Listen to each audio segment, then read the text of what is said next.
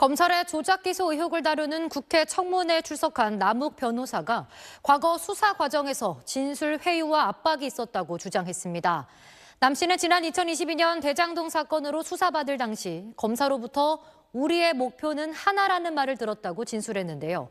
당시 검찰 수사팀 측은 사실이 아니라며 정당한 수사였다고 반박했습니다. 자, 이기 수사팀은 대장동 업자들을 회유와 협박을 통해서 이재명 대통령으로 연결시키는 고리를 만들려고 했던 거예요.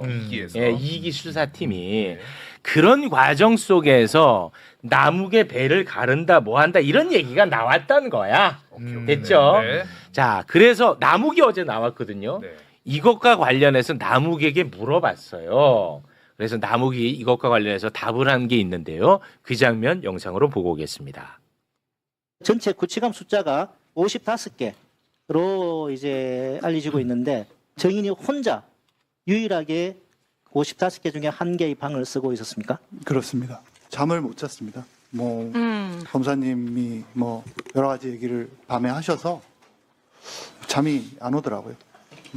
거의 밤을 샜습니다. 그거에 언론에 알려진 정일권 부장검사한테서 들었던 그 말 때문에 잠을 못 자신 겁니까?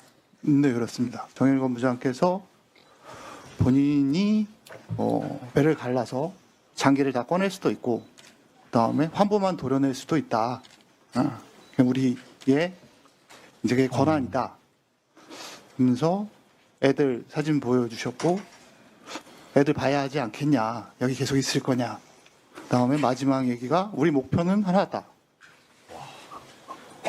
내려가서 잘 생각해 봐라. 그 목표는 하나다라고 검사가 말을 했다는데 거기에 대해서 좀 더 보충 설명해 주시겠습니까? 이 사건이 재수사가 이루어진 이유는 이재명 대통령을 기소하기 위한 거는 누구나 다 알고 계실 겁니다. 대장동 사건은 어떤 상황이 되었든지 간에 이재명 대통령은 기소가 되셨을 겁니다. 2차 조사를 하면서 다 이거 이재명이 시켰지. 거의 조서를 보시면 나와 있습니다. 저한테도 이거 이재명이 시킨 거 아니냐. 잘 모른다. 시장이니까 시켰겠지. 그러지 않았겠냐. 나중에 이제 말씀드릴 기회가 있겠지만 유동규 본부장 같은 경우는 마지막엔 이제 거짓말들을 하기 시작합니다. 됐죠. 예. 네. 자, 그러면 검찰이 구체적으로 어떻게 수사를 조작했는지 지금부터 보도록 하겠습니다. 네. 성남도시개발공사 기획본부장이 바로 유동규입니다. 네. 이 유동규가 철거업자에게 빌린 3억의 돈을 갚아야 되는 상황이었어요. 유동규가 네. 하도 그 독촉을 하니까 네. 자기가 빌린 게 있어. 그러니까 이 유동규가 남욱한테 이 3억을 빨리 좀 나 상황이 이러니까 이거 못 갚으면 나도 이 자리를 유지 못해. 그럼 너네 사업도 내가 못 도와줘. 네. 라고 해서 남욱으로부터 3억을 받아서 유동규가 철거업자에게 3억을 갚습니다. 갚아요. 예. 실제로. 예. 돈의 이동이 요거예요. 예, 진실은. 그런데 이 돈을 바로 이재명 대통령의 최측근 정진상 실장 그리고 김용에게 건네줬다고 둔갑을 시켜버립니다. 됐죠? 네. 자, 1기 수사팀에서 수사할 때 남욱이 이 돈에 대해서 뭐라고 이야기를 했는지 2021년 10월 18일 신문조서 소개해 주시죠. 네, 질문이 이렇게 합니다. 유동규가 3억 원을 요구한 이유는 무엇이었나요? 물었더니 남욱이 이렇게 얘기합니다. 다른 업자에게 3억 원을 빌렸는데 그것을 갚지 않으면 옷을 벗어야 하는 상황이라고 했습니다. 유동규가 대장동 개발 사업에 도움을 줄 것이라는 생각에 저도 응하게 되었습니다. 됐죠? 네. 맞죠? 오케이. 자, 그리고 남욱하고 같이 사업을 했던 사람들이 있어요. 다른 개발업자들도 이것과 같이 진술을 합니다. 소개해 주시죠. 네. 정재창 이름은 좀 기억을 해두세요. 네, 정재창 자수서. 저는 과거 정영학, 남욱과 함께 대장동 개발 사업에 참여한 사실이 있습니다. 이 사업이 진행 중이던 2012년경 사이에 남욱 변호사가 유동규를 만났던 사실이 있었습니다. 그 이후 남욱 변호사는 저와 정영학에게 유동규가 업자에게 3억 원을 빌렸는데 이에 대한 반환을 요청받아 힘들다고 한다. 유동규로부터 3억 원을 마련해 줄 수 있는지 부탁을 받았다라고 말했습니다. 같은 결이지. 네. 그 정민영도 다 정민영. 똑같아. 예. 같은 결이야. 네. 그리고 유동규에게 3억을 빌려주고 유동규로부터 3억을 다시 받았다라고 이야기되어지는 철거업자 있지. 그렇죠. 그 철거업자도 같은 진술을 했습니다. 네, 네. 강철호라는 사람인데요. 네. 뭐라고 진술했냐? 유동규가 리모델링을 위한 철공사를 수주할 수 있게 해주겠다고 해서 유동규에게 3억 원을 주었습니다. 성남시청 철공사를 주겠다고 한 적이 있으나 이 말도 지키지 못했습니다. 제가 유동규에게 준 3억 원을 다 돌려받았고 저와 유동규가 3억 원이 반환 끝났다는 확인서를 쓰기도 했습니다. 그러면은 됐지. 정진상 김용익이 안 간 게 팩트. 팩트제. 네. 그리고 이 철거업자가 이번에 국회에도 나왔어요. 국회에서도 또 같은 발언을 합니다. 예. 그거 한번 보고 오겠습니다.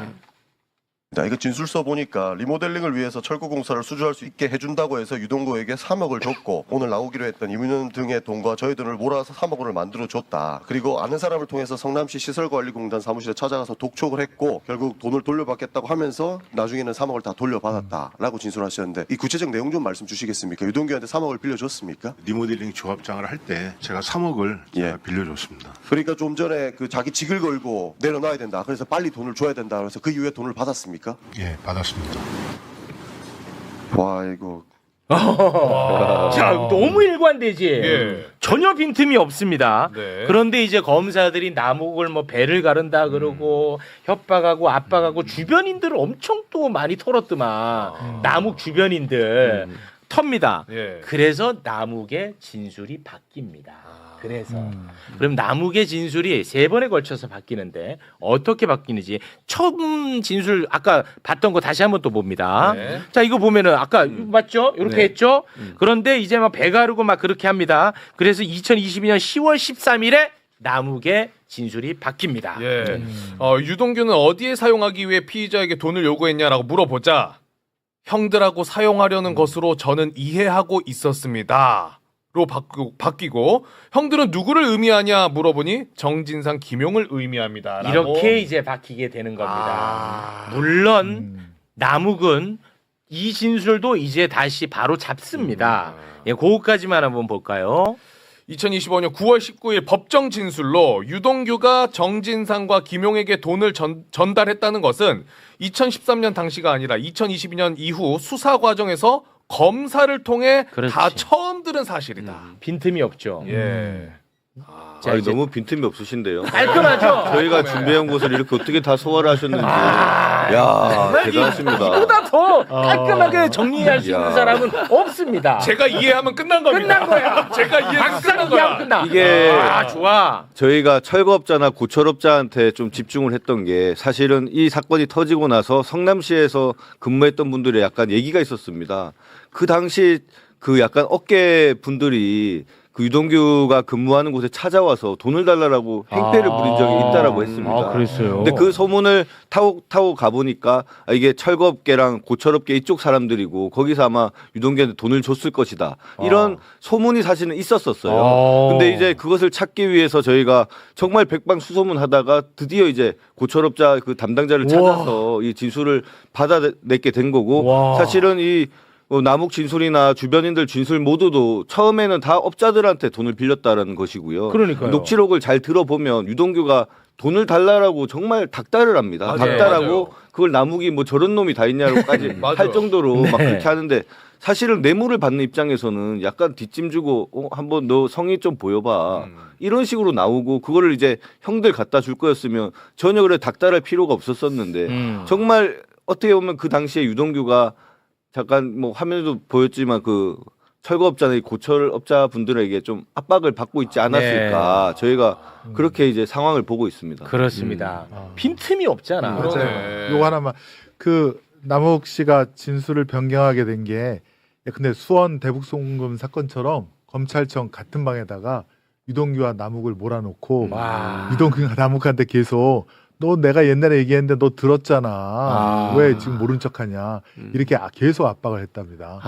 네. 그 유동규는 그 대가로 자기가 뇌물 받은 것을 검찰이 덮어주고 예컨대 돈이 흘러가는 통로로만 전달자로만 싹 이제 형이 그러니까 이놈들이 가능지가 보면은 되는 우리가 지금 대북송금도 다뤘고 대장동도 다루잖아요. 네. 검사들이 뭐 그동안에 수사 잘한다고 뭐 그랬잖아. 얘네들은 나름대로 매뉴얼이 있는 것 같아. 이게 구조가 너무 똑같아요. 약간 진술 세미나 비슷합니다. 네, 한 방에 뭐 이게 모든 사건마다 똑같죠. 지금 뭐 쌍방울 사건도 그렇고 대장동 사건도 그렇고 지금 서해 피격 사건도 그렇고 똑같아. 완전 구조가 똑같습니다. 그렇습니다. 시스템화돼 있는 것 같아요. 시스템 이게 이제 내가 매뉴얼화 돼 있다고 네. 보는 거예요. 자 그리고 또 다른 조작 수사 어떤 식으로 진행됐는지 그것도 한번 보겠습니다. 네. 결정적 증거로 활용됐던 게 이제 정영학 녹취록입니다. 네. 이건 뭐 다들 아시죠. 그런데 정영학 녹취록이 어마어마하게 방대하거든요. 그 방대한 녹취록을 봐도 이재명 대통령에 대한 이야기는 단 한 줄도 나오질 않아요. 네. 이거는 뭐 누구나가 다 인정하는 겁니다. 녹취록이 존재하니까. 네. 그런데 그것을 조작해서 이재명 대통령과 연결을 지어버립니다. 개발업자 아까 정재창 내가 이름 기억해두라고 했지. 예. 업자 이름이야 정재창. 네. 개발업자 정재창을 정진상 실장님으로 둔갑을 시켜버립니다. 우리가 이거 많이 다뤘었죠. 맞아요. 자 어떻게 둔갑을 시켰는지 우리가 많이 다뤘던 그 녹취록을 두 가지를 좀 비교해서 좀 띄워주시겠습니까? 먼저 남욱이 원래 정의학 버전의 녹취록은 이렇게 돼 있어요. 그랬더니 인상을 빡 얼굴이 빨개 갖고 들어와요. 그래 갖고 한 잠깐 이야기하고 있다가 그냥 좀 없었던 일처럼 하더니 이제 재창이 형 얘기를 꺼내더라고요. 이게 원래 있던 녹취록입니다. 재창이 형. 근데 이걸 정재창. 검찰에서 녹취록을 바꿉니다. 남욱이 이렇게 그랬더니 인상을 퍽 얼굴이 빨개 갖고 들어와요. 그럼 정의학이 예라고 얘기하고 남욱이 그래 갖고 한 잠깐 이야기하고 있다가 그냥 없는 그냥 없었던 일처럼 했더니 야 이게 제대로 읽으려야 돼. 아니 무슨 연기 오디션 오셨어요? 진짜. 그랬더니 정의가 예라고 얘기해. 연기 오디션이냐 이게 왜 기억이 살았어. 그러니까 남욱이 이때 이게 이 얘기예요. 남욱이 이제 실장님 얘기를 꺼내더라고요라고 하면서 이름을 바꿉니다. 그렇습니다. 왜냐 정진상 실장으로 연결시켜야 되니까. 그런데 어제 이거 재밌었어요. 어제 대장동 2기 검사들이 국회에 나왔는데 2기 검사들 예. 그러니까 이렇게 만들어 놓은 그렇죠. 놈들이지 예. 그들에게 듣기 평가를 실시를 합니다. 너네가 직접 한번 들어보고 듣기 평가 얘기해봐라. 나 이거 진짜 재밌더라고. 예. 나는 진짜 궁금했어. 이게 녹취가 있잖아. 우리도 많이 들었잖아. 맞아요. 요거를 딱 띄워주고 너네 어떻게 들리냐 했을 때 나는 얘네들이 어떻게 반응할지가 진짜 궁금했어.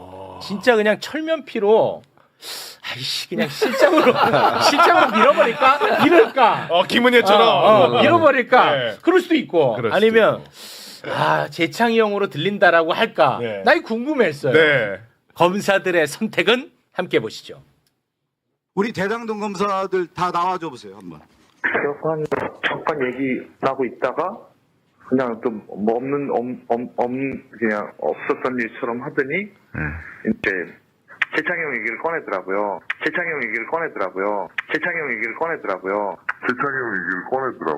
네, 전 주한지검장님. 이게 실장님으로 과연? 들립니까? 뭐로 들립니까? 말씀 한번 드리겠습니다. 아니 일단 뭐로 들리냐고요? 지금 그 재창형으로 들립니다. 재창형으로 들리긴 하지만 녹취록 그 작성 과정에 검사들이 관여한 것은 아닙니다. 듣는 사람에 따라서 내용이 굉장히 많이 다를 수 있습니다. 바이든인지 날리문인지 그거 갖고도 논쟁이 있었지 않습니까? 오늘 저기서 얘기한다고. 진짜 말도 안 되는. 어떻게 합니까? 검사들은 진짜 심각합니다. 바이든 날리면 가져와 버리네. 그러니까요. 아니 강백 씨는 정말 나쁜 놈입니다.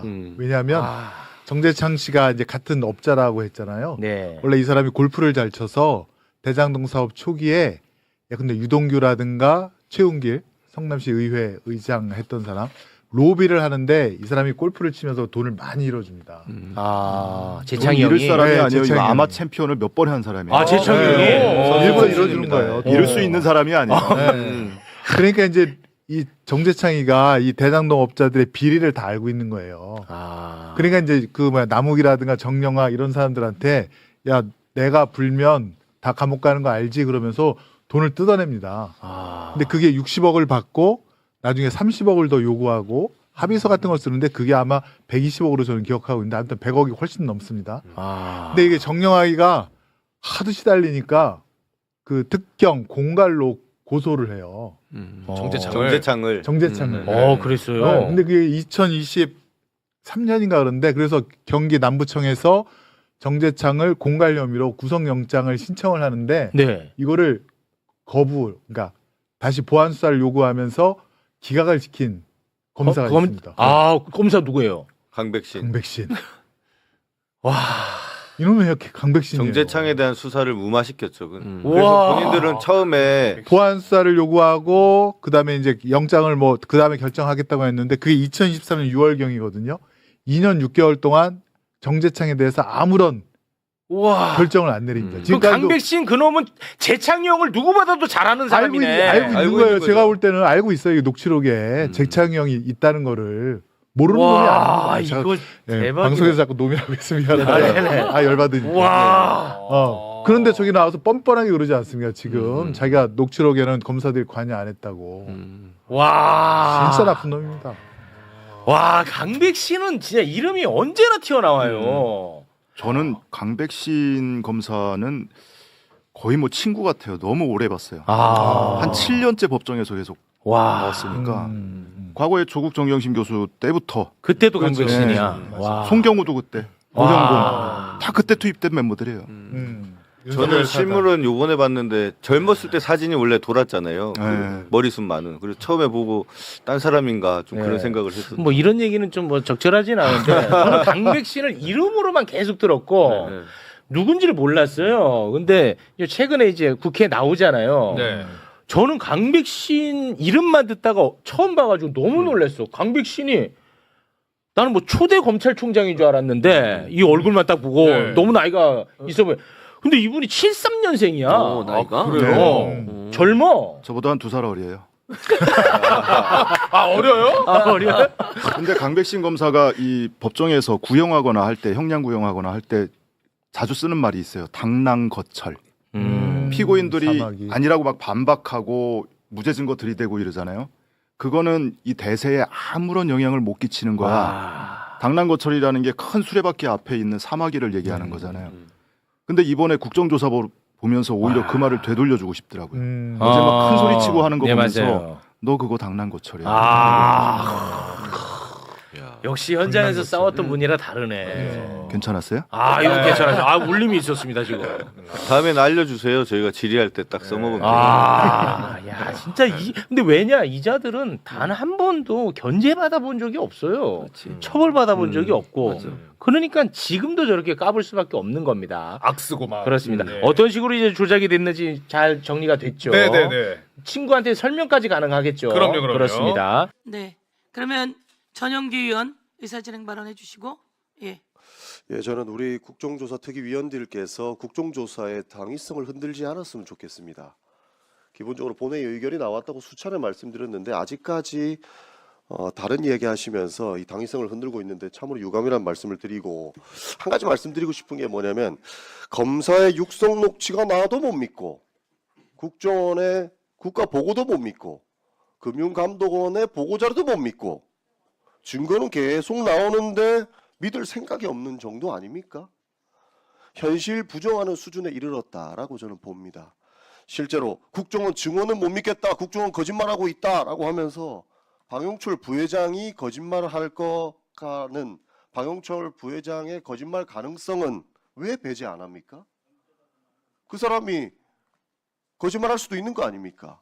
우리가 쌍방울 청문회에서도 봤지만 쌍방울의 주가 조작 사건을 검찰의 볼모로 잡혀 있다는 것도 확인하지 않았습니까? 그러면 그 사람의 거짓말 가능성은 충분히 높은 상황인데 왜 그 사람 말을 믿고 국정원자를 못 믿겠다라고 얘기하는 겁니까? 이게 과거 윤석열이 했던 얘기를 들어보면 국가기관을 못 믿고 음해하고 뭐 이상한 낭설 퍼뜨리고라고 이야기하는 것을 반국가 세력이라고 했습니다. 지금 그 꼴을 본인들이 직접 하고 있는 거 아닙니까? 저는 이제 그러지 않았으면 좋겠다는 말씀 드리겠습니다. 그리고 정치검찰한테 그 정도 당했으면 이제는 정치검찰에 대해서 이제 객관적으로 볼 필요가 있다고 봅니다. 윤석열 체포 방해까지 하던 그런 내용들은 이제 접어두시고 정신 차려야 된다라는 말씀 드리고 싶습니다. 맨날 이재명 범죄자다라고 소리치다가 윤석열이 감옥 가지 않습니까? 무리하면 그만큼 많이 돌아오게 돼 있는 거니까 이제 우리 국정조사 진행하는데 협조해 주시고 그 당위성을 흔들려고 하는 행태는 좀 접어두시기를 부탁드리겠습니다. 이상입니다. 예, 수고하셨습니다. 예. 그럼 윤상현 의원님, 예, 의사진행 발언해 주십시오. 예, 위원장님, 좀 전에 그 말씀하신 그 방용철 증인이 의증했다. 이것은 취소하셔야 될 것 같습니다. 사실 저도 뭐 국정원 보고 그 당시 김국헌 증인의 증언 또 봉지욱 기자 등의 증언이 있었습니다만은 기본적으로 그 사람들은 전부 삼자발 증언이고요.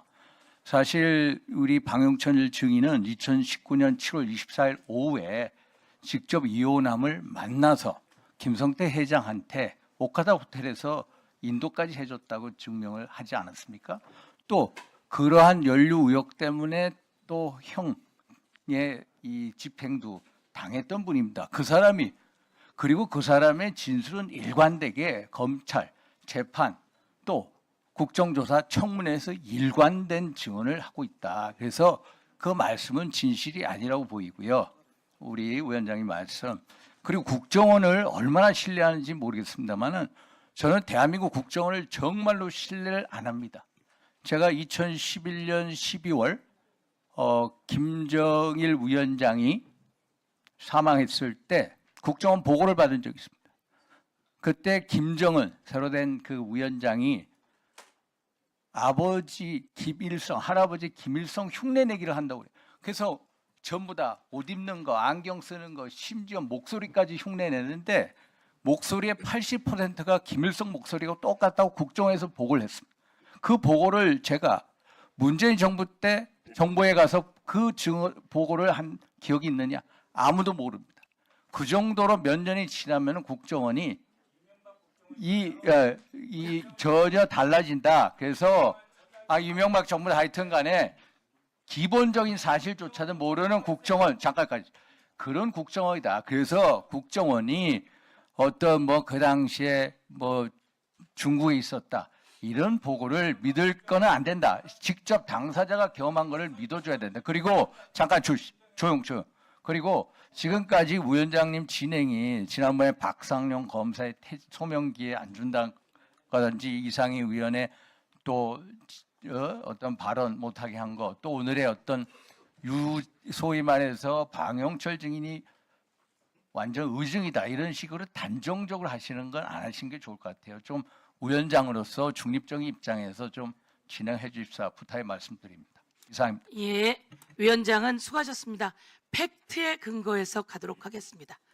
예, 박성준 의원님 의사진행 발언해 주십시오. 오늘 국정조사 대장동과 관련된 부분인데 오늘 국민의힘 의원들께서 좀 다급하셨나 봐요. 갑자기 이 방용철 얘기를 꺼내는 걸 보니까 국정조사 쭉 보면 국민의힘 의도가 분명히 드러나요. 누구 하나를 잡아요.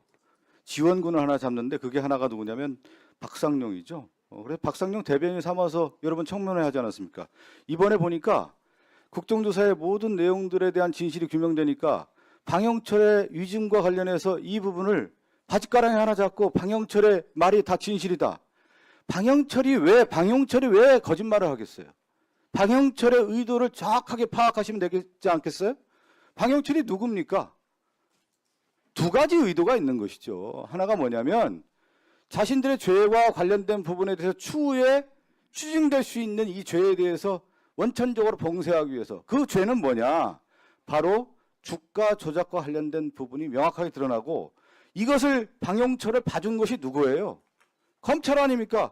공범인 이화영에 대해서는 7년 8개월 선고가 나왔고 방용철과 관련돼서 외환거래법, 국가보안법 어마어마한 법에 대해서는 뭐가 나왔어요? 집행유예가 나왔잖아요. 검찰의 의도가 분명한 거 아니겠어요? 방용철을 봐줌으로 인해서 누구를 목적으로 하겠느냐? 이 내용에 대해서 분명한 게 있는 거고 또 하나가 방용철은 자기의 돈을 지키려고 하는 거예요. 하나가 뭐냐? 1592억 원에 대한 배임죄에 대한 부분과 수백억 원에 대한 주가 조작에 대한 돈을 지키기 위해서 누구랑 손을 잡은 거냐? 검찰의 손을 잡은 거 아니겠습니까? 그것을 아직도 그 의도에 대한 부분까지도 파악도 못하는 국민의힘 의원들께서 방용철의 입만 잡고 있는 겁니까? 과거에 좀 쌍방울 대북송금 사건과 관련해서 검찰이 방용철 입만 잡은 거 아니에요. 그 입을 잡은 걸 가지고 재판까지 이어졌던 거고 국정조사에서 이 내용에 대한 진실들이 드러나는 거 아니에요. 방용철과 관련된 말이 당사자들의 그 참여했던 사람들이 이혼하는 본 사람도 없고 이혼함과 관련된 국정원의 보고가 나오고 있잖아요. 이 내용에 대해서 다 거짓이라고 주장하고 싶겠죠. 그렇지만 방용철의 의도가 분명히 드러나는 것이다. 그렇기 때문에 국정조사에서 방용철의 위증이 이 쌍방울 대북송금 사건의 진실이 무엇인지를 방용철의 입을 통해서 분명히 드러나고 있다. 검찰은 방용철을 잡아서 거짓 진술을 만들어낸 거고 그 혜택을 방용철에게 뭐를 줬냐? 집행유예를 줬고 그들의 돈과 관련된 부분에 대해서 확실하게 보호해주겠다는 시그널을 줘서 방용철의 입을 통해서 거짓 증언을 만든 것이 이 쌍방울 대북송금 사건의 진실이다, 실체다. 이것을 말씀드리고 국민의힘은 방용철 바짓가랑이 그만 잡으십시오. 예, 수고하셨습니다. 예, 비교섭 단체에서 예, 우리 진보당의 손설 위원님, 예, 의사진행 발언해 주십시오. 네. 엊그제 있었던 쌍방울 대북송금에서 중요한 핵심은 무시하려고 하시는 것 같아요. 중요한 것이요. 방용철 부회장이 얘기했던 것 중에 이화영이 13층에서 협조하면 15층에서 좋아했다. 이렇게 이야기한 부분이 있습니다. 13층에 수원지검에서 대북송금 관련해서 이화영이 협조하면 15층에는 대검에서 파견 나온 검사들이 있었습니다. 박상용 검사가 혼자 저지를 수 없는 일들이 그곳에서 벌어졌다라는 것이 방용철 부회장도 이야기를 한 것이고 다른 증인들도 엊그제 다 이야기했습니다. 나경원 의원님께서 지금 정보를 취사 편취해서 청문회의 본질을 호도하는 거예요. 그리고 저녁에는 쌍방울 이사장, 전 이사장 나와서 내가 김성태 회장이랑 하루 종일 있었던 사람인데 난 리오나 못 봤다. 왜 이 이야기는 안 합니까? 종합적으로 보고 그 본질을 보셔야죠. 듣고 싶은 이야기만 이야기해서 문제입니다. 그리고 오늘은 제가 생각하기에 윤석열 정권 당시에 검사님들이 정말 많이 나온 것 같습니다. 그런데 오늘은 다 증인 선서를 하셨더라고요. 전 다행이라고 생각합니다. 오늘 선서하시는 모습 보니까 박상용 검사가 선서 거부한 것이 정말이지 황당한 일이었다. 이런 게 다시 한번 확인된다고 봅니다. 그 박상용 검사가 위증에 대해서 본인이 당할 것 같아서 선서하지 않겠다 이렇게 이야기를 했었는데요. 저는 여기 있는 많은 분들이 그 위증에 대한 부담을 지우고 그런 부담을 겪으면서 선서하는 것이라고 생각합니다. 그것이 이 자리에서 선서하는 것의 의미입니다. 지금까지의 모든 청문회 중에 박상용 검사만 이것을 하지 않았습니다. 저는 위원장님께 증인 선서 거부에 대해서 우리 위원회가 단호하게 조치를 취해야 된다 이 부탁 말씀을 드리고요. 박상용 검사에 대해서 국민의힘 의원들이 나가서 뭐 청문회 따로 하시고 이렇게 하시는데 사실 저는 그런 모습을 보면서 윤석열, 한동훈 키우던 그때 모습 그대로 하는구나. 이 검사들 영웅 만들기 해가지고 본인들의 위기를 타개하기 위해서 다시 한번 정치 검찰로 세우려고 하는 것이 아닌가 이런 의구심이 듭니다. 그러니까 전륜 못했다 이런 소리 듣는 거 아닙니까? 윤석열 키워서 어떻게 됐습니까? 내란 저질렀습니다. 반성을 하시는 것이 우선이라고 생각합니다. 이상입니다. 예, 남욱 증인. 네. 지금 얼마 정도 수감 중이시죠? 거의 6개월 정도 돼갑니다. 다시 예. 오늘 아까 뭐 증인 선서도 하셨는데, 네. 예, 사실 있는 그대로 다 답변해 주실 거죠? 네. 그 작년 11월달에 그 정진상 재판에 그 증인으로 가신 적이 있으시죠? 네. 그때 이제 9월 16일 2023년 9월 16일인가요? 2022년 9월 16일부터 18일 동안 긴급 체포가 되어서 서울중앙지검 구치감에 2박 3일 있었던 내용 증언한 적이 있으시죠? 네. 그 적은 내용을 보면은 구치감이라는 시설은 중앙지검 청사 지하에 있는 햇볕이 들지 않는 시설이지요라는 질문에 예라고 답변하셨는데 맞습니까? 맞습니다. 이게 이제 얼마 전에 그 국정조사 특위에서 이게 그 서울중앙지검 구치감 현장 조사를 방문 조사했을 때 뭐 실물 사진은 아니고 그 보안 구역이라 그걸 이제 이미지화 해가지고 여기 이제 그 정인이 그 당시 혼자 있었던 모습을 이 그래픽화한 것입니다.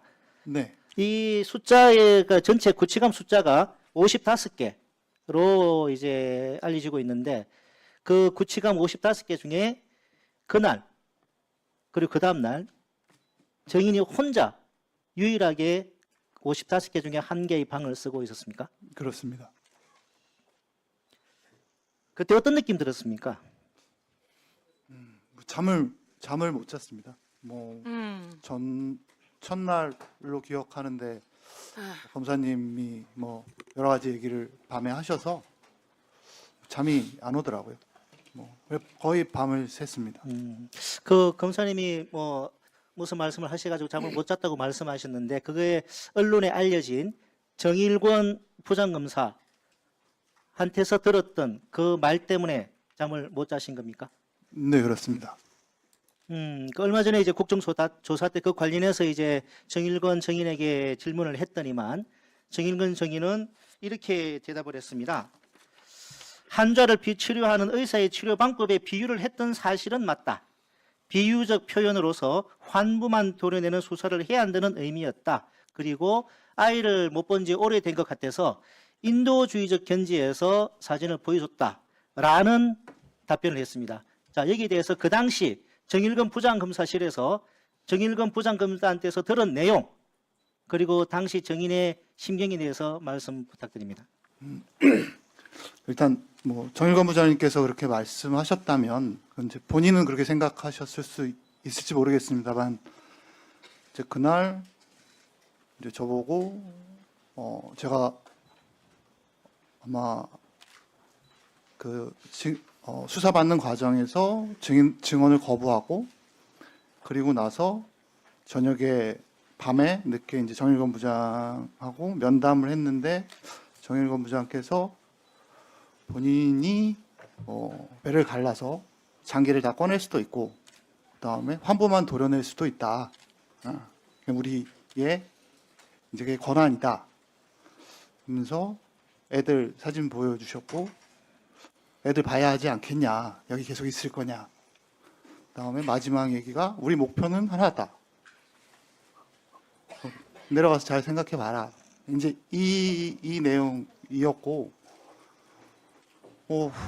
그리고 이제 구치감에 내려갔는데 뭐 여러 가지 생각이 들더라고요. 이게 이제 저는 혼자고 변호인도 없었고 이제 뭐 검찰청에 있었으니까 충분히 목표는 이해하고 있고 그러니까 제 입장에선 사실 뭐 위축될 수밖에 없는 그런 상황이었습니다. 그 목표는 하나다라고 검사가 말을 했다는데 거기에 대해서 좀 더 보충 설명해 주시겠습니까? 뭐 다들 아시겠지만 이제 이 사건이 재수사가 이루어진 이유는 그 이재명 대통령을 기소하기 위한 거는 누구나 다 알고 계실 겁니다. 대장동 뭐 어떻게 알고 계신지 모르겠지만 어쨌든 대장동 사건은 어떤 상황이 되었든지 간에 이재명 대통령은 기소가 되셨을 겁니다. 이유는 검찰이 일단 목표를 정했고 그 다음에 대장동이라는 사업이 이재명 대통령께서 시장으로 계실 때 민관합동 사업으로 진행이 된 겁니다. 뭐가 옳고 그르고를 일단 떠나서 관이 돈을 많이 가져갔으면 그러니까 민간이 돈을 많이 가져갔다라 저희가 지금 기소가 돼 있습니다. 배임으로. 반대의 상황은 어떠냐면 만약에 반대의 상황이 됐으면 그건 제3자 뇌물이 됐을 겁니다. 반대의 상황이 민간한테 배임이 됐을 거고 어떤 기준에 따라서든 저희는 다 기소가 됐을 겁니다. 왜? 목표가 있었기 때문이죠. 그 과정에서 모든 처음에 여기 계신 뭐 조사를 하신 분들도 계시겠지만 처음 공무원들 불러서 물어보지 않았던 것을 2차 조사를 하면서 다 이거 이재명이 시켰지. 거의 조서를 보시면 나와 있습니다. 저한테도 이거 이재명이 시킨 거 아니냐. 잘 모른다. 시장이니까 시켰겠지. 그러지 않았겠냐. 나중에 이제 뭐 기회가 말씀드릴 기회가 있겠지만 유동규 본부장 같은 경우는 마지막엔 이제 거짓말들을 하기 시작합니다. 없었던 사실들을. 심지어 그런 것들이 뭐 수사 검사님하고 어떤 얘기가 오가서 그랬는지는 모르지만 결국은 법정에서 인정이 되고 검증 없이 인정이 되고 유죄의 증거로 쓰이고 이런 상황까지 와 있습니다. 저는 뭐 개인적으로 제가 잘못한 것도 분명히 있습니다. 그거에 대한 책임은 지겠다고 늘 말씀을 드렸고 하지만 답답하고 억울한 부분도 있는데 그런 부분들은 좀 뭐 이런 자리를 빌어서 밝혀졌으면 좋겠습니다. 그 정일건 검사는 그 인도적 견지에서 그런 아이 사진을 보여줬다고 얘기를 증언을 했는데 그렇게 느꼈습니까? 저는 그렇게 느끼지 않았습니다. 네. 예, 수고하셨습니다. 목표는 하나다. 정일건 검사가 우리 목표는 하나다 이렇게 이야기했다는 거죠? 네. 예, 아이들 사진, 아이들은 어디에 있습니까? 미국에 있습니다. 아, 미국에 있는 아이들 사진을 보여주며 아이들 봐야 할 거 아니냐? 여기 계속 있을 거냐? 이렇게 이야기했다는 거죠? 네. 예, 우리의 목표는 하나다까지. 예, 아주 충격적입니다 오늘. 아주 충격적입니다. 지금 예, 다음 질의 전용기 위원님.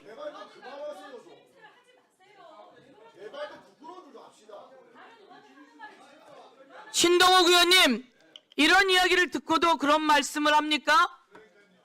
예? 이제 윤석열하고 끊어야 되고 박상용하고도 끊어야 되는데 지금 또 그런 이야기를 합니까?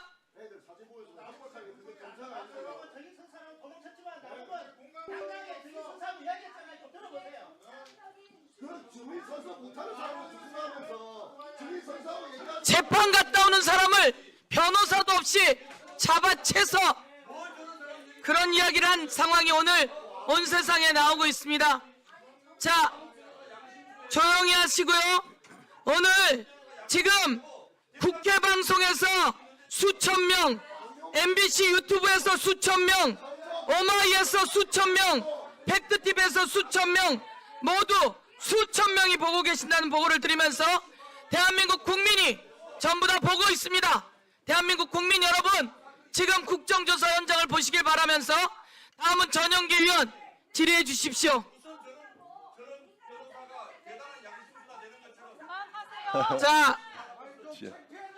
자, 대단하십니다. 신동욱 의원, 제가 아니 박용철 얘기 듣고 선서 못하는 검사 얘기는 믿고 국정원 못 믿고 증인 선서하는 사람도 못 믿고 제발 좀 그러지 마세요.